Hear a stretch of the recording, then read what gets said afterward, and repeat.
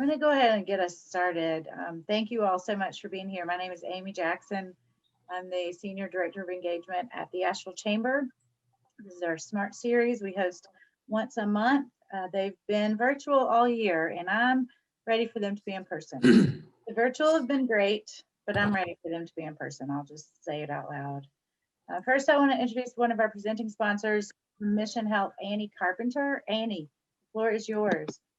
Good morning, everyone, or afternoon now. Thank you, Amy, for having me, and to all of the participants and speakers and organizers of this year's SMART Series events.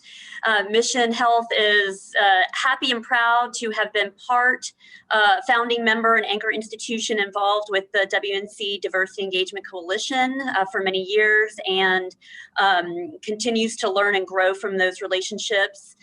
Similarly with the Asheville Chamber. And we are just happy that with everything that we've been through in this remarkable year, so many challenges we faced.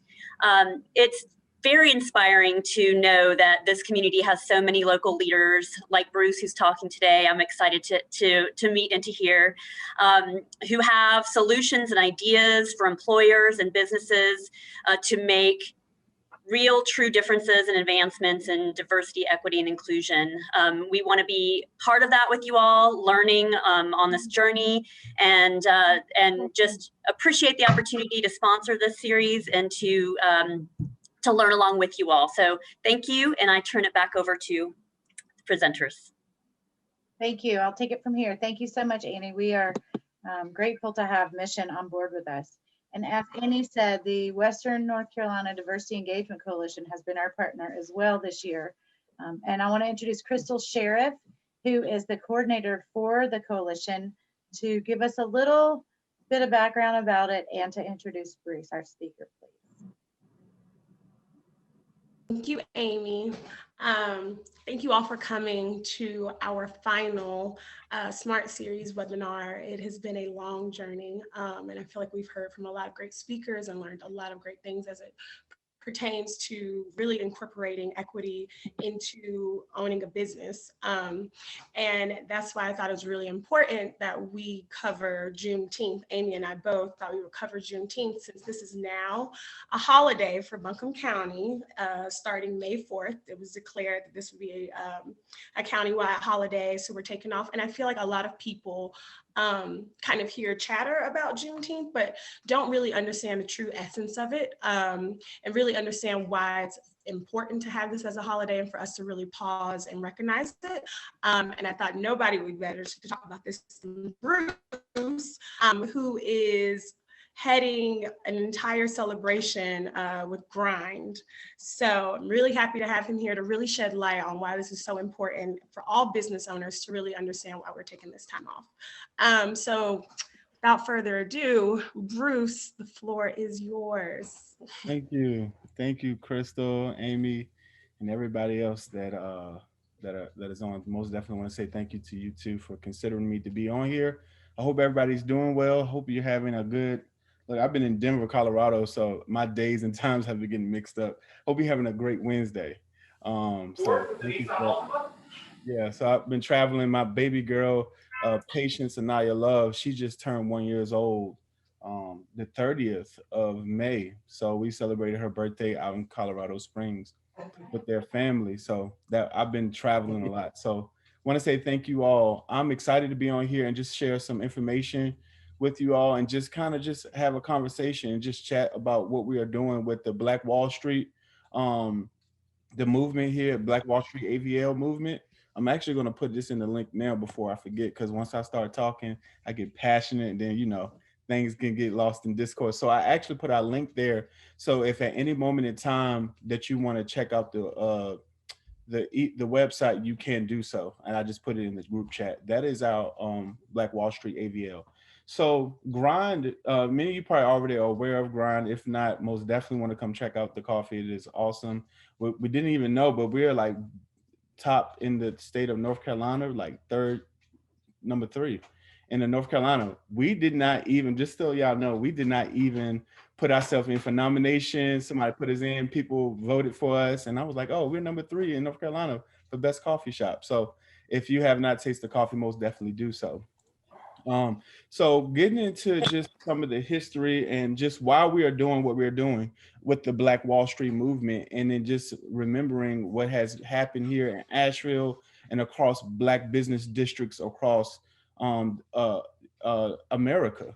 Um, this all started with J Hackett. Actually, Jay and I were talking some time ago, and Jay is someone that have done business with for some time. He was putting in for a grant, and we got a grant for $50,000 from NCIDEAL to help Black businesses. So we was like, well, let's go ahead and do the Black Wall Street, or help build Black business districts. We did not know it was going to turn into what it is right now today. It just, as we continue to chisel at the block, things begin to open, doors begin to open, and we begin to dream. And now we're at this place of manifestation. Everything that we have done, some of it was intentional, but others was just at the right time, in the right place, in the right moment, in the right season. The Black Wall Street Initiative, we were there to help 20 to 30 Black businesses from start to finish. The grant was there to help with getting the LLCs, financial literacy classes, taking them through wheelhouses, what that would be with Aisha Adams, or Mountain Bizwork, anything that had cost money to do. We had put in place finances to ensure that people were able to take advantage of the opportunities and also have access to resource. So any and everything that someone needed that was a Black owned business, from the teenagers that are a part to the single mother and the single father that just did not have the resource. I mean, you do have some people in there as well that are very seasoned in business. We all begin to really build a really true, strong family. So now today we have about 31 Black business owners here locally in Asheville, whether they're transplants or whether they are local, that are a part of the Black Wall Street cohort. We do a check-in every Monday with these individuals that come every week. We talk about different things. This week we're doing a 6-week series on finances, and just really getting into the nitty-gritty about finances. So we bring on a couple of different experts in the financial industry to help navigate this part of just finances. So it's been great. So with that being said, just so you may, as you're navigating the site or whenever you do, you can see that our focus is for Grind and for Black Wall Street is very much in tandem. We want to say we start, grow, and support businesses, owners, networks to revive Black Wall Street. Many of you probably already know about this is the centennial celebration for the Tulsa, Oklahoma massacre that had taken place. Now it's been 100 years. Yesterday was 100 years. Joe Biden gave a speech. There's a lot of speeches out there. Most definitely check it out. But this is a part of history that has been wiped off the face of the planet, or tried to be wiped off the face of the planet. But we can go all the way back to 1865, the Emancipation Proclamation. So when slaves got free after the Civil War, and just brief history, many of you probably already know this information. After the Civil War, Lincoln and the South and the North, they were in the battle for slavery. Once we were able to get free, then we were left to work out things for our own. But a lot of the things in the South was built on Blacks. So a lot of businesses or white business owners could not function without Black-owned business, well, Black people. So they had to hire them.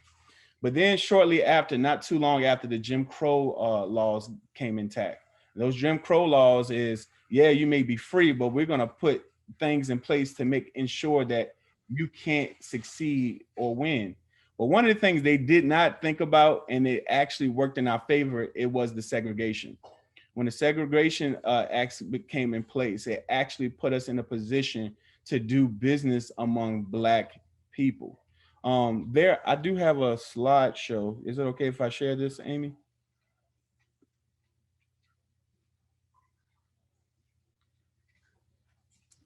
Let me see. I can share. You make me the co-host, if that's fine. This will probably help easier to navigate. But yeah, as we were as now that we got to the place where we're free, and in the late 1800s, early 1900s, Black businesses across America began to thrive, and then it was coined the Black Wall Street. But as she's getting that, I want to just share a little bit about the importance of Juneteenth and why it's so important for Black people, whether they're business owners, mothers, fathers, students, whatever they identify as, why this is so important for us to celebrate. When I was growing up, I know about July 4th, but I did not know growing up about Juneteenth. It's honestly in recent years, I'll say, God, 6 years ago, that I was aware of Juneteenth. No, 7 years ago, that I'm aware of Juneteenth now. That was totally, to when I found out about it, it was totally insane to me that me as a Black man not knowing about my celebration when I was set free and what I can celebrate. So for me to find out, I'm 33, to find out about that 7 years ago, most of my life I was not aware of what was taking place with that. So the importance, thank you so much, Amy. So the importance of the importance of Juneteenth is tremendous. Not only about July 4th, of us being free as a country, but Juneteenth is us being free as Black people.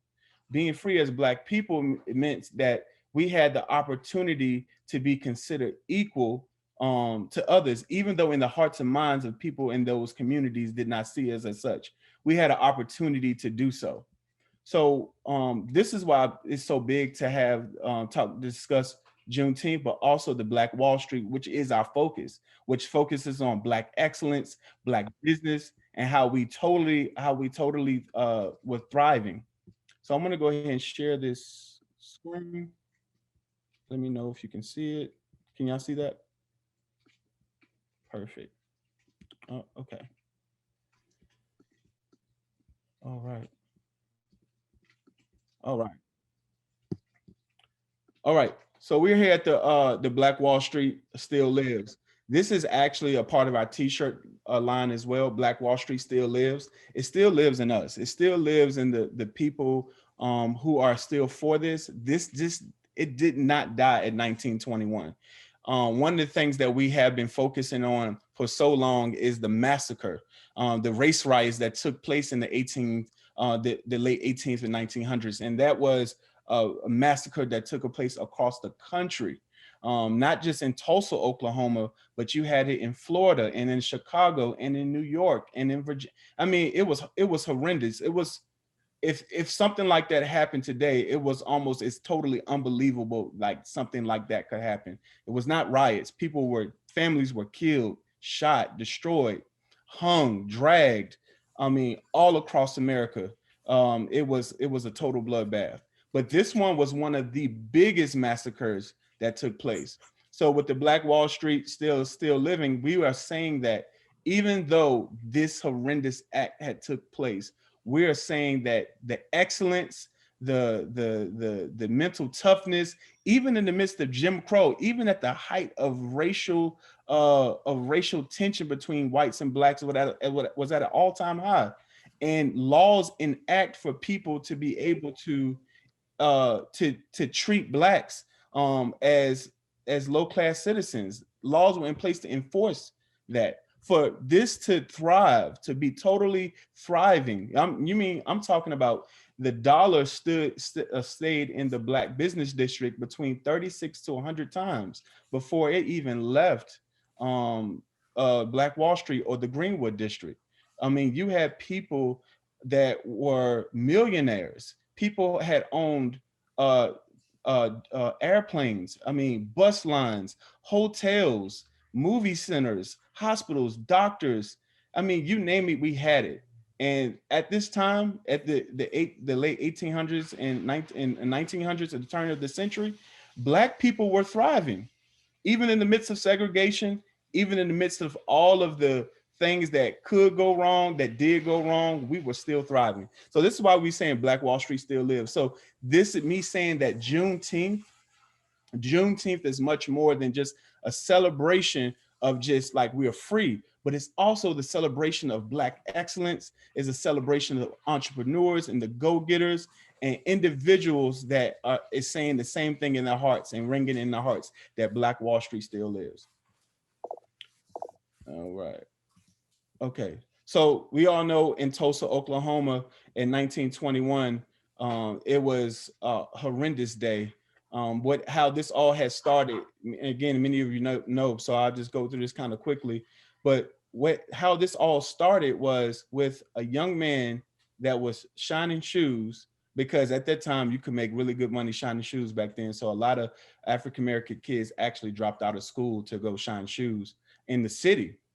And there was only one bathroom at the top of one of the biggest buildings in the area. And at the time, there was a young lady, white girl, teenager, that was on the elevator. We don't know exactly what happened, but all we know that she screamed raped. Well, we know that he stepped on her shoe, or there was an interaction, or something happened, and he ended up getting, sent down to the jailhouse. And this whole riot broke out over some he said, she said. What began to happen is that the news backed it up and began to insinuate a lie that he raped this young girl. And at this time, race riots was already happening across. You mind you now, there were already race riots or massacres already taking place across America. So when it hit Tulsa, Oklahoma, when the media got behind it, the newspaper got behind it, it enraged hundreds, even 1,000 white mobsters to go into to Greenwood District and to destroy this beautiful, amazing place within 24 hours.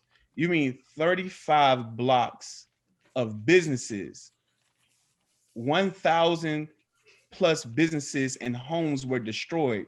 800 people were displaced or were injured. 300 plus people were killed. 10,000 people were displaced out of their homes. Now, if you studied like the actual things that took place in those 24 hours, the only thing I can say, that's hell on earth. Like the only thing that I can say that people are trying to get set free, trying to leave these places, are being destroyed. Homes are being destroyed. But before that, you see these wonderful buildings and these beautiful homes and just Black excellence all around. So there was not a lack of wealth. It was jealousy and envy and hatred in the hearts of those who did not want to see Black people win. So with the Tulsa, Oklahoma massacre, in just 24 hours after a rumor, you begin to see things being destroyed, people out on the streets, killed, martyred, totally just done completely wrong. 35 blocks of Black businesses was totally leveled. They were even saying that there were planes that dropped bombs in these cities. You had people going into homes and burning them, killing families left and right. So this part of history is very painful, but this is something that we have to face in order to move forward so that we don't repeat history.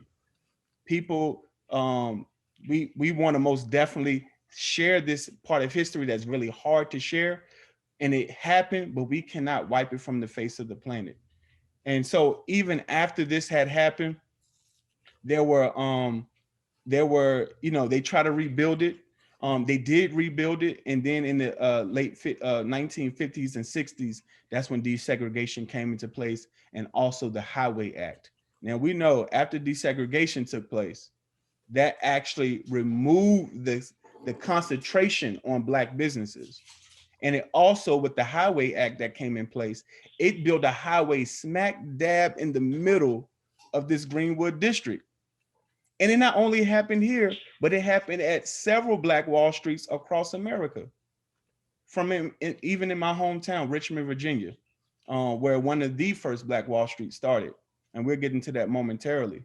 But as you can see, that we're commemorating yesterday was the centennial celebration of 100 years.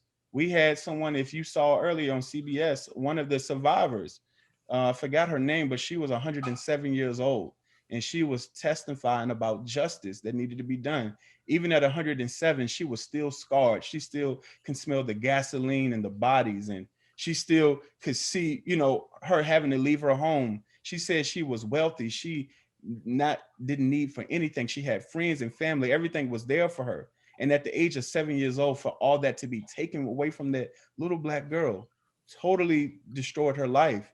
And then but the part of resilience, the thing that I really want to talk about is the resilience of the Tulsa, Oklahoma, the Greenwood district. Even after all of this had happened, they still thrived even after. They rebuilt it.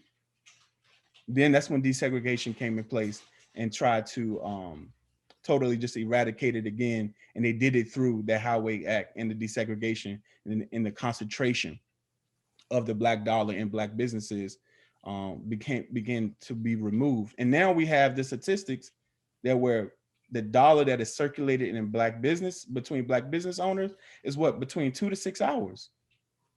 In our fellow brothers and sisters in our white business districts, it's 17 days. Asians and Jews, 30 days. But with us, it is only 2 to 6 hours. Back then, it stayed in our business, in our district for at least a year. So there is not a lack of wealth. I was thinking, imagine, and this is just me, imagine in the, you know, when, you know, land was given out in Oklahoma, the land rush that happened, people came and they took it, and these educated Black men and women came together and built this city. Imagine what that would translate into today. What would happen if this was not bothered? I mean, there were at least 100 Black Wall Streets across America. Imagine if none of them were touched by racism, white supremacy, hate. We will have generational wealth. So it is not just the celebration of us being free, it is also the celebration of us, of what we can actually do in the midst of slavery, in the midst of Jim Crow, in the midst of being segregated and not having redlining, all of these things, and being disenfranchised. This is a celebration to me, to me, Bruce, is a celebration of what we can do in the face of adversity. So that's that. This is where I'm from. I'm actually from Richmond, Virginia. Many of you know the face to the left, Maggie L. Walker. Many of you may know her for, I'm actually very curious. Y'all probably know what she's known for, but what do you know Maggie L. Walker for? I'll tell you what I knew her for growing up was just that she sold hair grease, that she was into beauty. I did not know until later in life that she was the first woman, not just African-American woman, but the first woman to own a bank. The first and the richest African-American woman to own a bank. In Richmond, Virginia, they call it the Harlem of the South. So in that time, again, in that late 1800s and at the turn of the century, when we were set free and were given an opportunity for real, you can begin to see that these booming business districts just came out of place. I mean, you had at this part in time, and this was downtown, this was actually where I grew up near. It's called Buncombe Court now. It's actually not a great place to live now.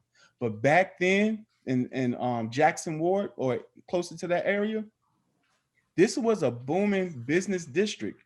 You had insurance companies, you had banks. I mean, at least 3 or 4 Black-owned banks, insurance companies, of course, churches, movie theaters. So many sophisticated Black-owned businesses were here. And this was at least 10 square blocks of all Black-owned businesses in the midst of Jim Crow. How did they stop this? They didn't massacre anybody.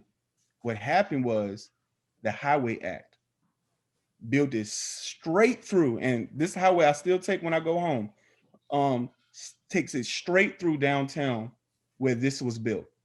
Maggie L. Walker and a few others were doing it. I mean, they were really doing it big, and she was the richest African-American and woman in the country at that time and was building families that were freed slaves. She was training them and teaching them in her in their cohort, in their group, of how to build businesses on their own. The jealousy and the hate that took place with this. So thinking about Juneteenth, I think about stuff like this as well. So this was Richmond, Virginia. And slowly with desegregation, when all of that happened, this slowly started to die. This was a slow death for Richmond, Virginia. But it's still, again, the dollar stayed within the community for at least a year. In Durham, one of the first Black Wall Streets, or right after the Tulsa, but it was around the same time.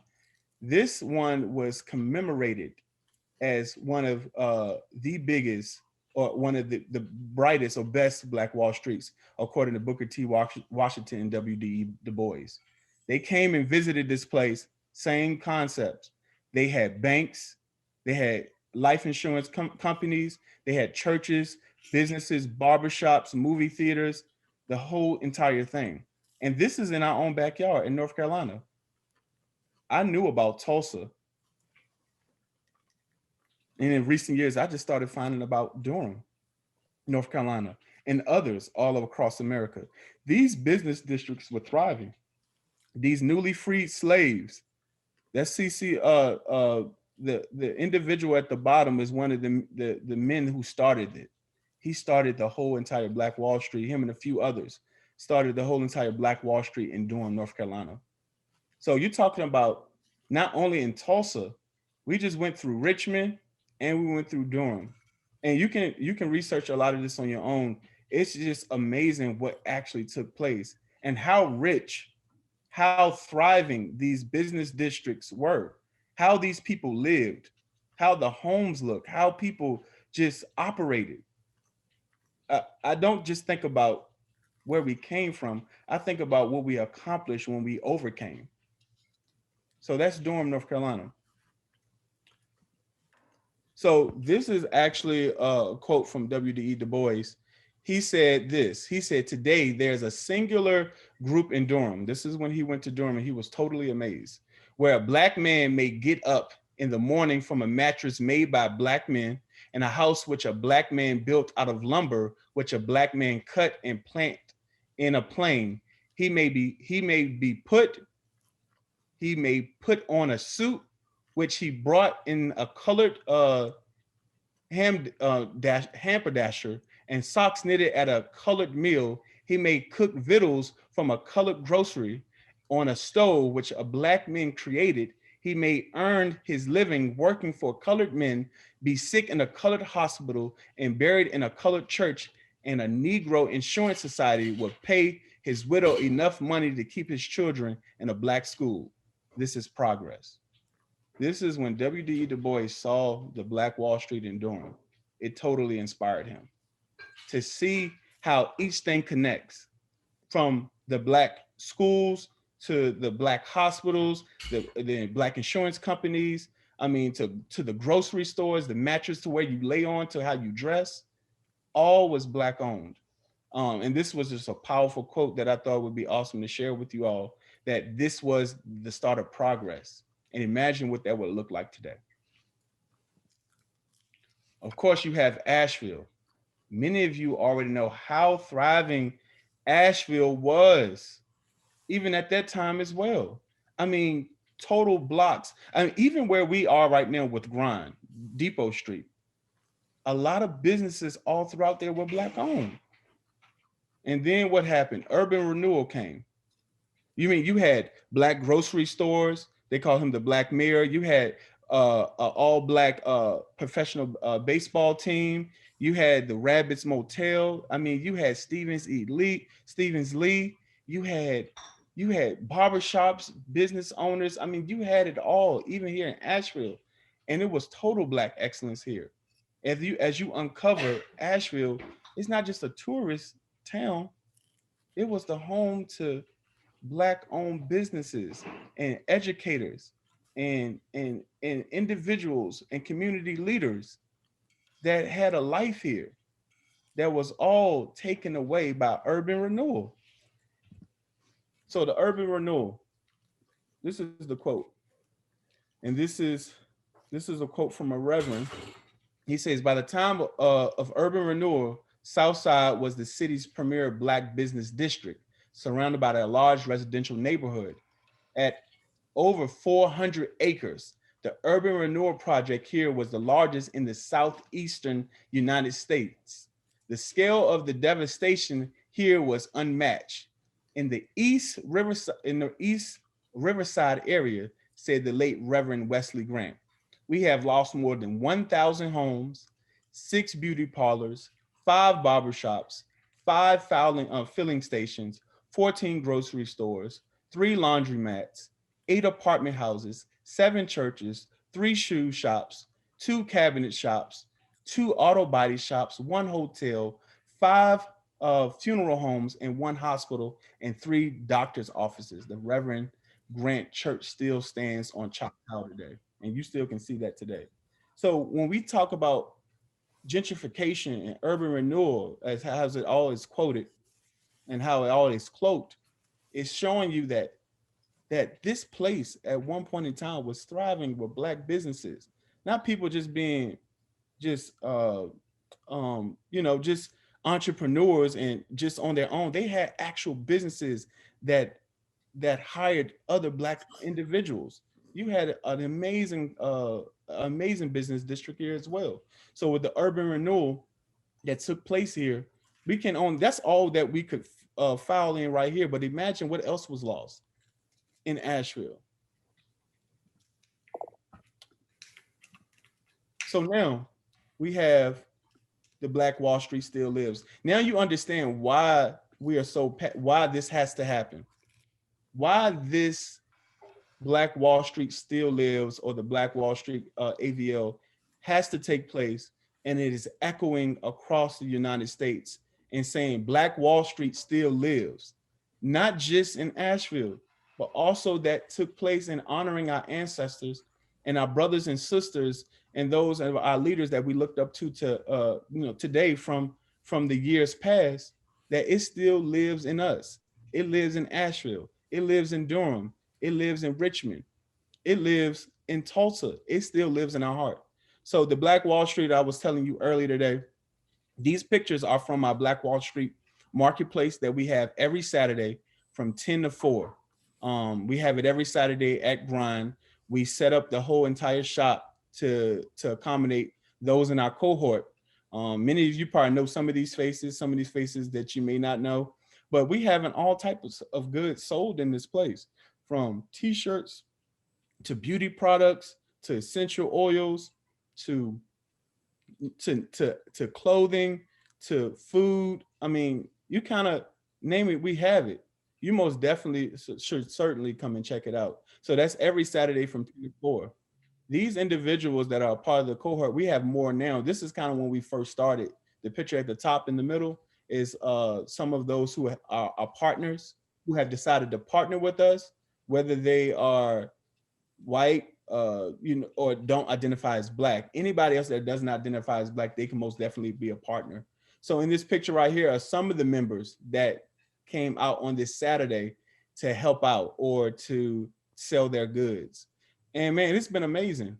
It's been amazing. We have had tremendous support from the community, and people that are coming from all over are being educated about what is Black Wall Street, or what is Tulsa, Oklahoma. People are asking these questions that are not aware of this information. And then you have people that come in that live in Asheville and say, it feels good to see a Black business back on Depot Street. Because I remember when I was a little boy, when we walked on the street, I heard from many of people that lived here that was just so honored and excited to still have something here that remembered what happened in this area. So that's what we're doing now. So how do you get involved? So we do a couple different ways. Right now, many of you know about the GRINDfest that is taking place. We most definitely want you to come to the GRINDfest, which is the 18th, 19th, and 20th. That's a celebration of Black Wall Street. It's a celebration of Juneteenth and other events that are surrounding Juneteenth. we're not the only event that is doing something around this time. There are others that are taking place at the MLK Park on the 19th as well. You can go check that out. I say check it all out. But how you can get involved is, one, you can advertise some of the businesses that are on the Black Wall Street website. I actually put the link in the chat. Most definitely you can advertise there. Every member, most of the members are there. We got a few new members that are not there. But for the most part, every member is on there. You can read their stories. You can see what they're doing. You can also go to the Black Wall Street and click the tabs. There's information about GRINDfest and just about everything that we're doing. So check out the website for sure. Also, you can do business to business contact. If your business has a service or needs a service, connect with them. And also, again, if you have some type of a way that you would like to give back, like providing consultation to members of the cohort, most definitely you can do so. The way that how you can get involved is actually sharing your resources and sharing your wealth. These are the ways that you can get involved. And then most importantly, you can get you a t-shirt. Being a part of the movement, when you get your shirt, this is not just an object, it's a walking billboard that honors the resilience of those who against all odds would never be forgotten. It is today's human echo coming from all walks of life, stating Black Wall Street still lives, and it will never be erased from our minds, our communities, our hearts, or yours. You can most definitely get a shirt from there as well. This is how you support. This is how we do it. And I want to say again, thank you, Amy and Crystal, for sharing your time, and everybody else on here. Thank you for allowing me to be on here. Totally an honor, and I totally appreciate it. Thank you so much. Yes, thank you, Bruce. Thank you so much for being willing to share some history. I actually learned some things. I love the kind of history coming from a different perspective. I grew up in the South. I've heard all different kinds of stories, but I wasn't aware. I did some research before this, but I wasn't aware as much about Black Wall Street and the Juneteenth, all of the issues.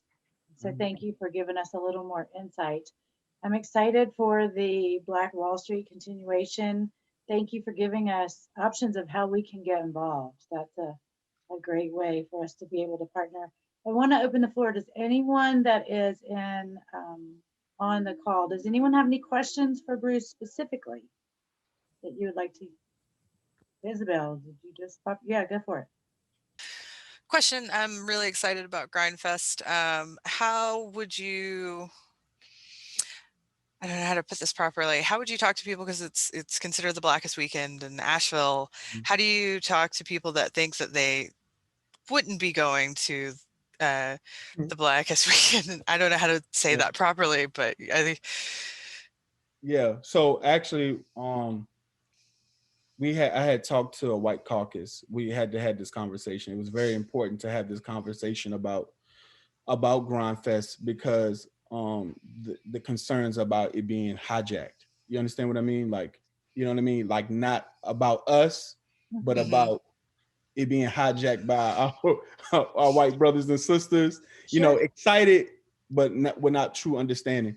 So what we said to them is that this is a celebration for Black people. It is totally, it's for us. It is by us. Me and Hackett and our team has put this on. All Black leaders or Black entrepreneurs and innovators, we have put this on.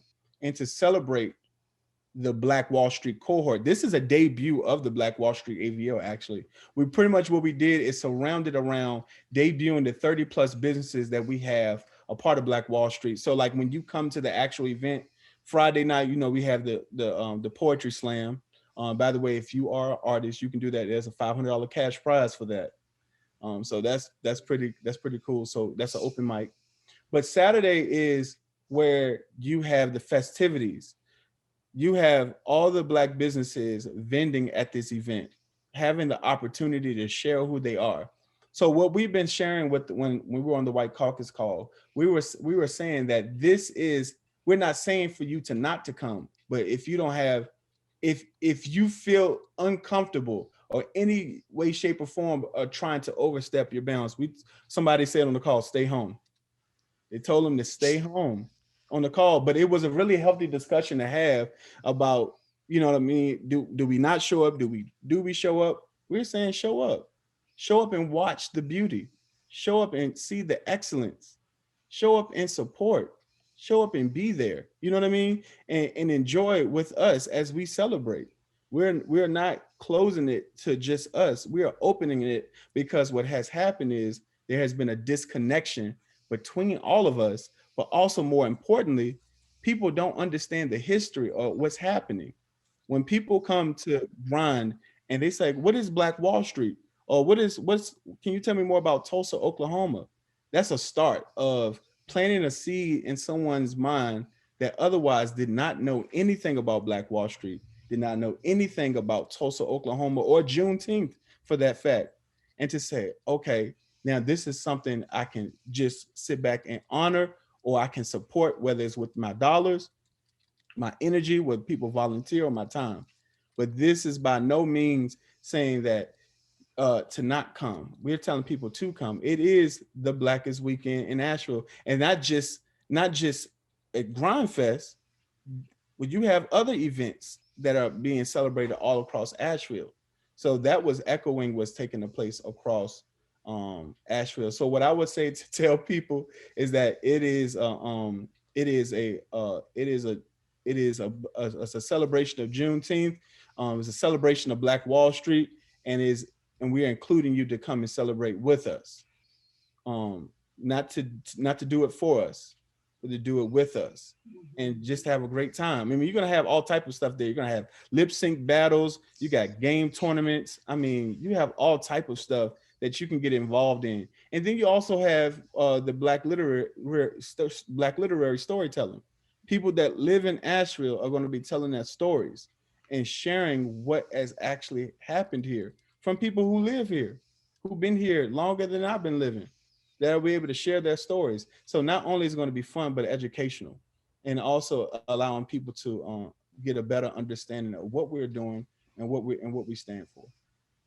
Great. Thanks. I'm ecstatic for it. Everybody should go. Thank you guys for putting it together too. And thanks for doing this talk. Absolutely. Any other questions? All right.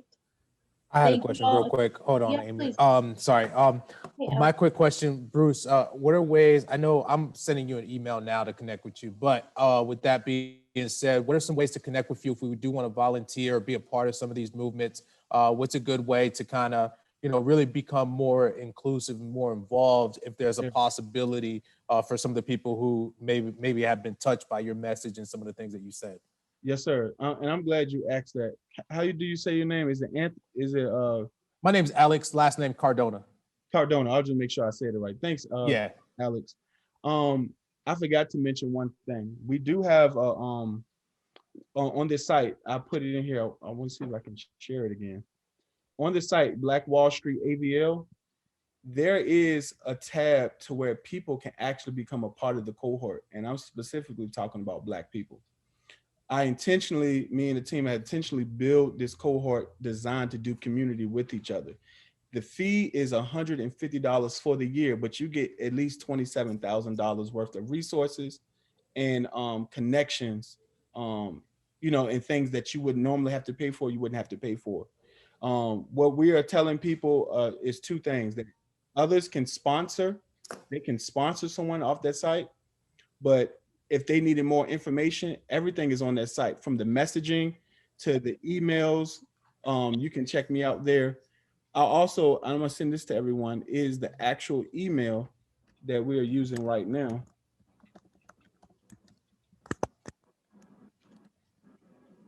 blackwallstreetavl@gmail.com.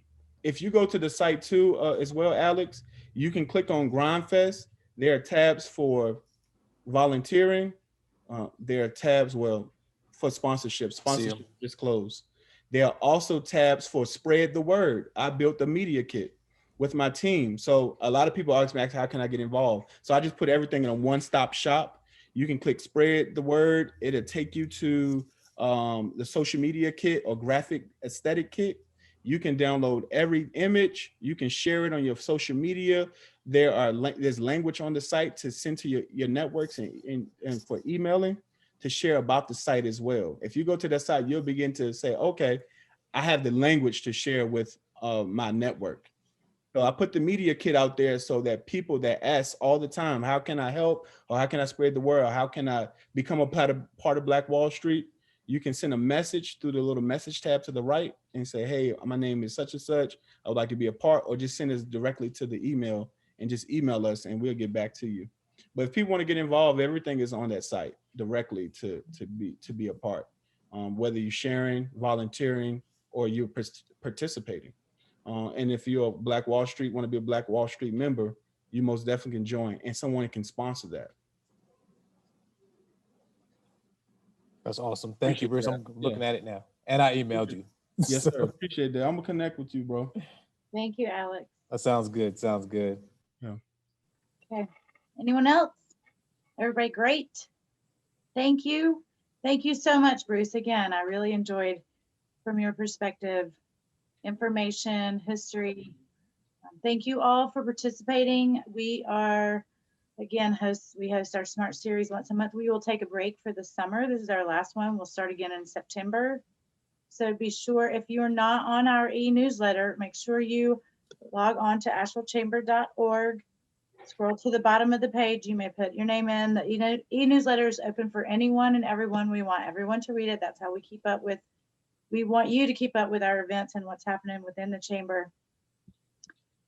We have business after hours tomorrow night. I'll throw that in there real quick.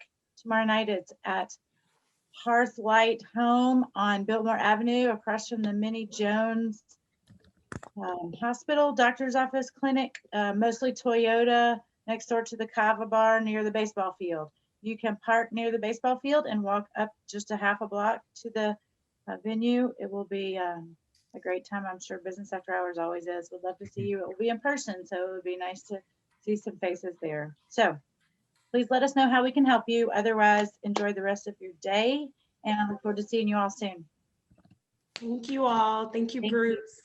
Thank you, Crystal. Thank you all. Have a good one.